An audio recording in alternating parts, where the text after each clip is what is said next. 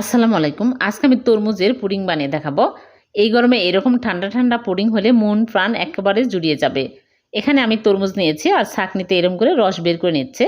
তারপরে আমি চুলায় প্যান বসিয়ে দিয়ে দিচ্ছি 1 কাপ লিকুইড দুধ, 1 চামচ আগার আগার পাউডার, চিনি 1 টেবিল চামচ দিয়ে নেড়েচেড়ে ফুটিয়ে নিব। ফুটে উঠলে চুলা থেকে নামিয়ে একটা সার্ভিং ডিশে আমি ঢেলে নিচ্ছি। নিয়ে আমি নরমাল ফ্রিজে রেখে দেবো আধা ঘন্টা। আধা ঘন্টা পর বের করে কেটে নিচ্ছি।